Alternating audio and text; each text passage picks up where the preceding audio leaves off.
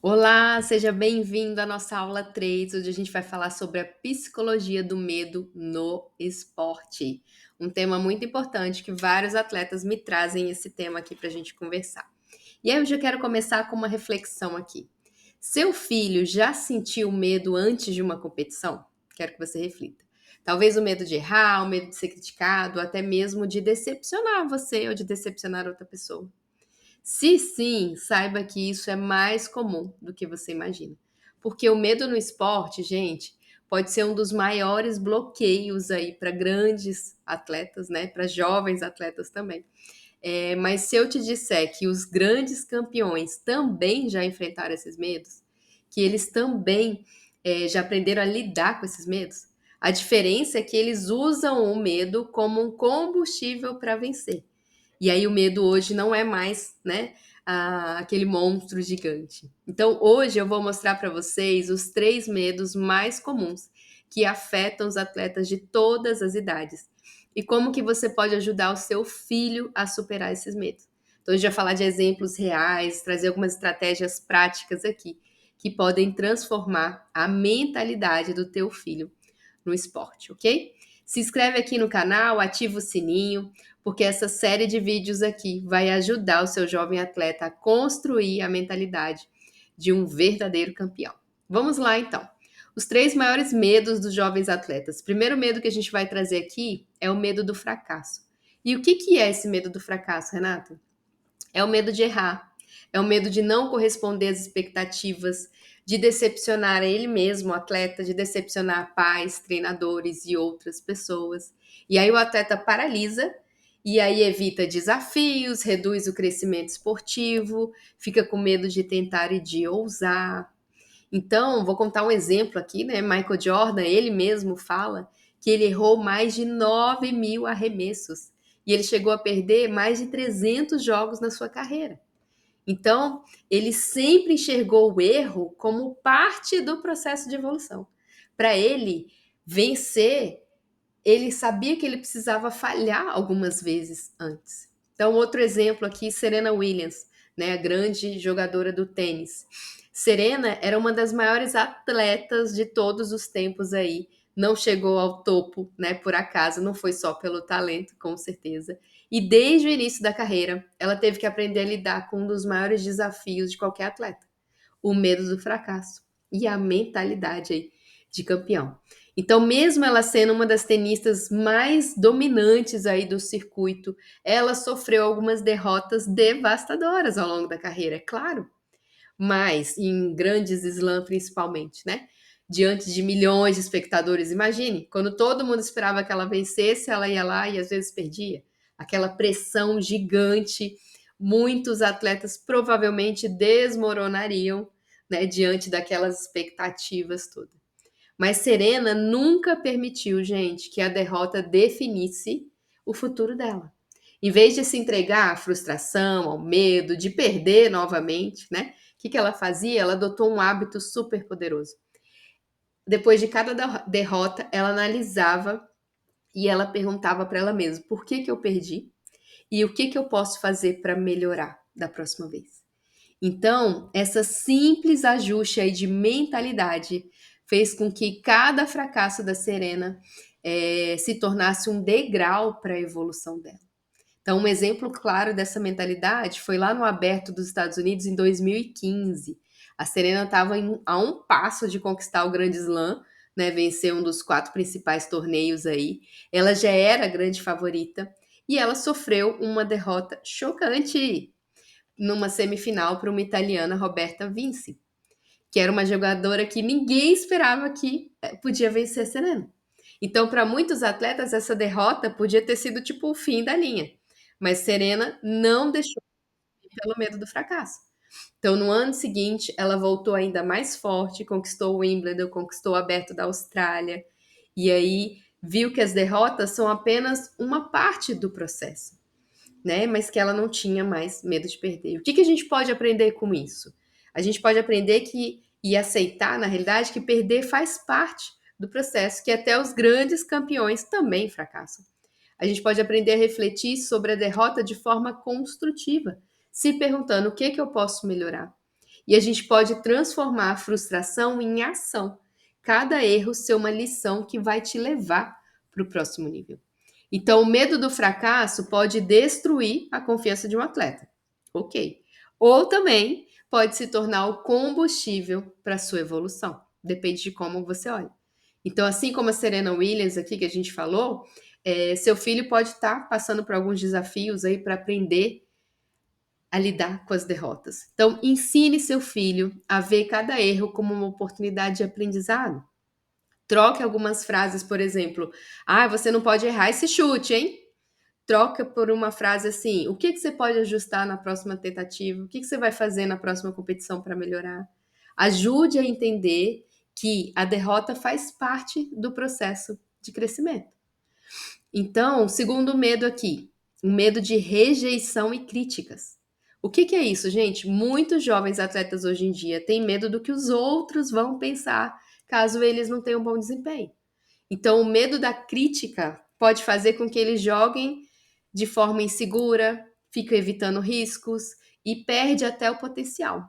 Um grande exemplo desse caso aqui é o Cristiano Ronaldo. Cristiano, no início da carreira, foi ridicularizado pela maneira como ele jogava. Muita gente dizia que ele era individualista demais, que ele nunca ia chegar ao topo. Mas em vez de deixar essas críticas derrubarem, né? O que ele fez? Usou todas elas como combustível, treinou ainda mais forte para mostrar o valor que ele tinha. Se a gente falar do Mbappé, um dos maiores jogadores aí da atualidade, ele também enfrentou críticas desde cedo. Em 2018, na final da Copa do Mundo, ele foi alvo de dúvidas, de comentários negativos, mas ele manteve o foco ali e marcou um gol decisivo, se tornando um dos jogadores mais jovens a ganhar uma Copa do Mundo. Então, o Mbappé, ele é um menino que enfrentou muitas dúvidas e mesmo assim se tornou um grande ícone mundial. Por quê? Ele era um dos grandes talentos. Tinha muita velocidade, tinha habilidade impressionante, mas isso não impediu que ele enfrentasse as críticas. As críticas fazem parte do processo e até um pouco de rejeição ali ao longo da carreira. Então, desde cedo, ele precisou o quê? Aprender a ignorar as dúvidas externas, as críticas destrutivas e provar o seu valor dentro do campo. Então, mesmo com um talento que inegável que ele tinha, né, ele escutou muitas críticas. E alguns diziam até que ele dependia demais da velocidade, que ele não ia ter sucesso nas defesas e tudo mais. Outros até afirmavam que ele não devia estar ali, que ele não estava pronto para brilhar nos maiores palcos do futebol. E aí o maior teste para o Mbappé foi quando? Final da Copa do Mundo, em 2018. Com apenas 19 anos, ele carregava a responsabilidade de ajudar a França a conquistar o título. E aí muita gente duvidou se ele ia conseguir, se ele ia aprender a lidar com a pressão ou não, um jogo tão grande daquele. Alguns analistas até questionavam, né, se ele teria maturidade suficiente para fazer a diferença ali numa final de Copa do Mundo. Mas o que aconteceu? Ele não deixou as críticas o abalarem. Ele manteve o foco no que ele podia controlar. O que ele podia controlar? O desempenho dele, a mentalidade dele e o comportamento dele. E durante a final contra a Croácia, ele marcou um gol que foi decisivo e ajudou a França a vencer por 4-2. Se tornou o segundo jogador mais jovem da história a marcar em uma final de Copa do Mundo. Sabe quem foi o primeiro? Pelé que havia feito esse feito antes aí. Então, o que a gente pode aprender com isso? As críticas sempre vão existir, mas o atleta tem que aprender a filtrar. Por quê? Nem toda crítica é construtiva. O que for destrutiva, descarta. O que for construtivo, melhora. O atleta precisa responder com trabalho e não com palavras, com gol, com o que ele tiver que fazer ali, né? E provar com os resultados dele, deixar os resultados falarem por ele. E os grandes momentos, gente, exigem o quê? Uma grande mentalidade e uma grande inteligência emocional. A gente sabe disso. Então, o Mbappé, ele nos ensina o quê? Que sempre haverão críticos. Mas quem tem uma mentalidade forte, quem usa essas dúvidas como combustível para crescer, consegue superar. Então, seu filho pode aprender a mesma lição. não se abalar com críticas destrutivas e focar no próprio progresso para alcançar o topo que ele tanto sonha. Então, o que você pode fazer? Ensine seu filho a distinguir as críticas construtivas das opiniões destrutivas. Encoraje teu filho a focar no que ele pode controlar, o esforço dele, a dedicação dele, a mentalidade dele. E lembre-o que até os melhores do mundo são criticados. E isso nunca impediu os grandes atletas de vencer. Terceiro medo aí que a gente quer apontar aqui, o medo de desapontar os pais e treinadores. Então, muitas crianças e adolescentes jogam carregando o peso, né? Eu tenho que agradar meu pai, minha mãe, os treinadores, os técnicos. E esse medo pode gerar o quê, gente? Ansiedade e prejudicar muito a performance. Simone Biles é um exemplo disso. A Simone é uma das grandes ginastas aí da história. Ela fala, no início da carreira dela, ela sentia muita pressão para corresponder às expectativas, principalmente dos pais dela. A mãe dela cobrava muito. Mas ela aprendeu o quê? A focar no que realmente importa, que era o quê? A sua evolução e principalmente, gente, a paixão pelo esporte. Outro exemplo aqui, Rafael Nadal. Nadal é um dos maiores tenistas, né, da história aí que a gente conhece. Ele não teve um caminho muito fácil até o topo, não. Desde criança, gente, ele foi treinado pelo tio dele, que era o Tony Nadal, um técnico conhecido como? Por ser super exigente. Imagine. E aí, enquanto para muitos atletas a pressão familiar podia ter sido um obstáculo, o Nadal encontrou uma maneira de usar aquela pressão como um combustível para ele evoluir. Então, desde pequeno, ele treinava sob a orientação do tio dele, que nunca poupou, né, o sobrinho aí das críticas, que sempre exigiu muito, principalmente muita disciplina, muito compromisso, muita dedicação. Ele era bem duro com o Rafael nos treinos. Muitas vezes ele nem elogiava as conquistas, sempre cobrando mais e mais e mais. Então, para alguns, esse nível de exigência aí podia até ser meio esmagador, assim. Mas o Rafael aprendeu a lidar com isso de uma forma diferente e não se sentiu sobrecarregado. Ele usou a pressão como motivação para ele se superar. E ao invés de permitir que aquela cobrança excessiva ali, né, minasse a confiança dele, ele desenvolveu uma mentalidade única. Ele escolheu focar no que ele podia controlar. Seu esforço, sua evolução, sua dedicação. Então ele sabia que o tio dele queria o melhor para ele, claro. E aí aprendeu a não se abater muito com aquelas críticas e com aquele excesso de cobrança. Para ele, cada treino tinha que ser duro. Cada correção ajudava ele a melhorar e chegar onde ele queria chegar. Então, o que a gente aprende com isso? Que esse controle mental aí do Rafael Nadal fez dele um dos tenistas mais resilientes da história. Ele se tornou conhecido pela garra que ele tinha, pela capacidade de lutar até o último minuto, mesmo nas situações mais desafiadoras. Teve uma final lá em Wimbledon em 2008 contra o Roger Federer. Foi considerado tipo um dos grandes jogos aí de todos os tempos. É um jogo que durou, gente, cerca de 5 horas jogando. Nadal manteve o foco absoluto aí e conquistou um dos títulos mais emblemáticos da história. Então, o que a gente pode aprender com isso? A pressão pode ser uma aliada, só depende de como a gente encara. Se você souber como usar a pressão, né, ao invés de cobrança como algo negativo, transformar num desafio para você evoluir, a pressão é um presente. 2, focar no que você pode controlar. Então, o Nadal não podia mudar a forma como o tio treinava ele, mas podia mudar como ele ia reagir àquele treino. E a terceira aprendizado aqui, que a resiliência é mais importante até do que o medo em si. Então, para a gente continuar evoluindo, continuar fazendo a nossa parte, focando e superando todos os obstáculos e desafios aí. Então, a história do Nadal, gente, ela ensina o que pra gente? Que a pressão pode ser administrada como se fosse um motor, como se fosse um combustível. E que vocês, pais, podem ter esse papel na vida do filho de vocês. Como é que você pode estimular teu filho a crescer sem ser um peso?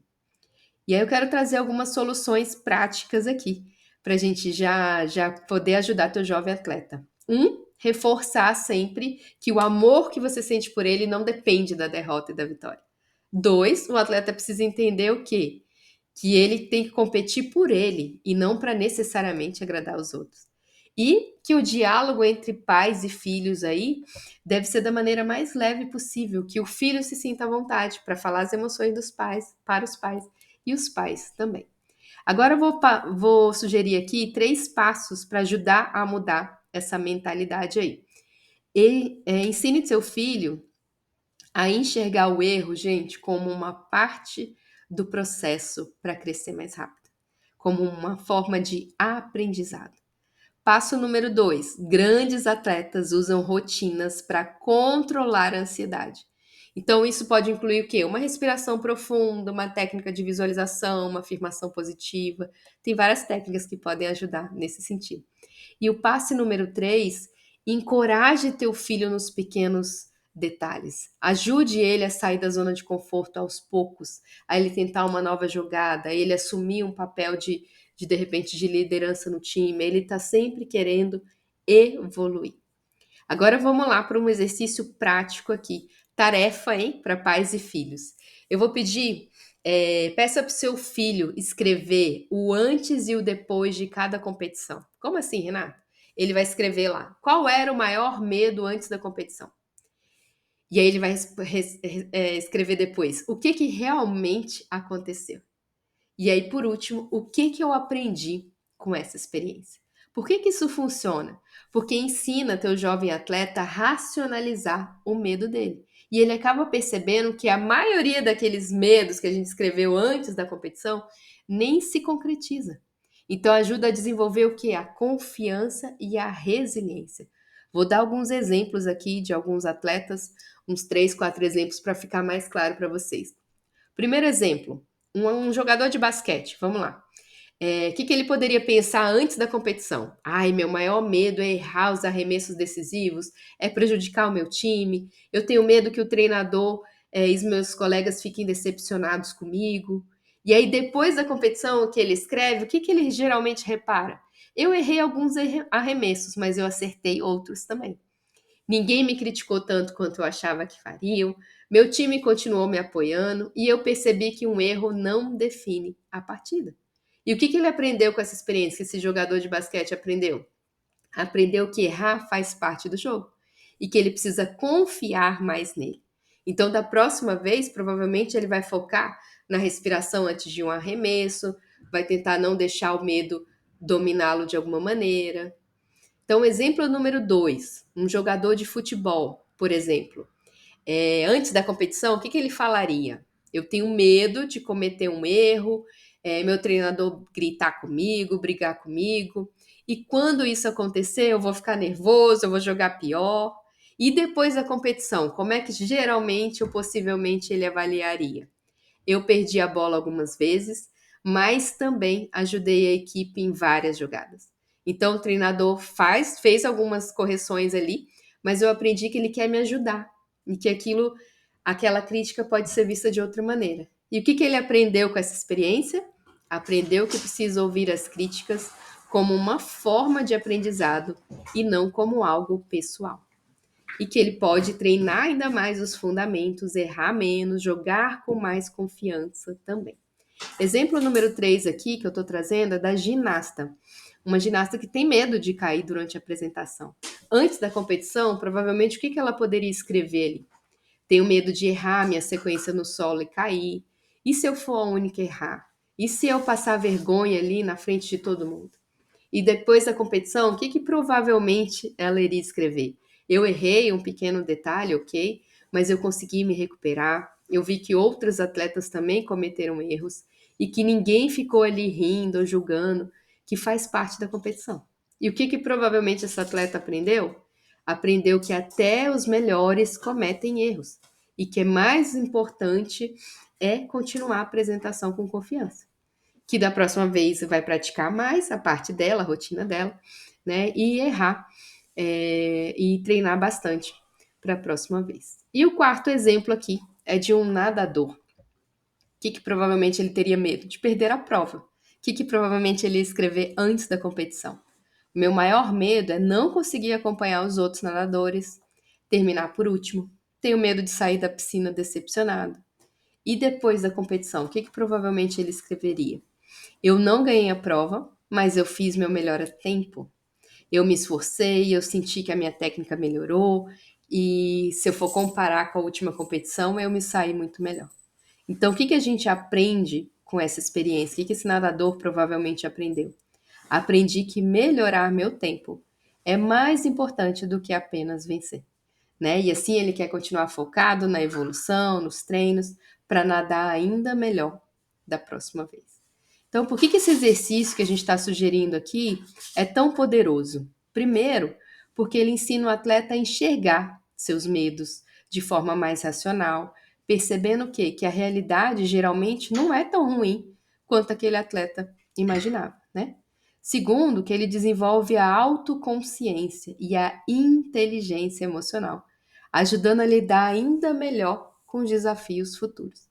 E terceiro, que ele transforma cada competição aqui num aprendizado real, criando o quê? Uma mentalidade de crescimento e de resiliência. Então, converse com seus filhos sobre as respostas aí que eles escreveram, mostre que vocês valorizam o esforço deles, independente do resultado. E isso com certeza vai fortalecer a confiança e a motivação para as próximas competições. Estamos aqui na aula 3, ainda tem muita coisa aí para acontecer. Hoje, então, a gente aprendeu como lidar com os medos mais comuns aí no esporte. Eu tenho atletas de várias modalidades que passam por esses tipos de medo aí.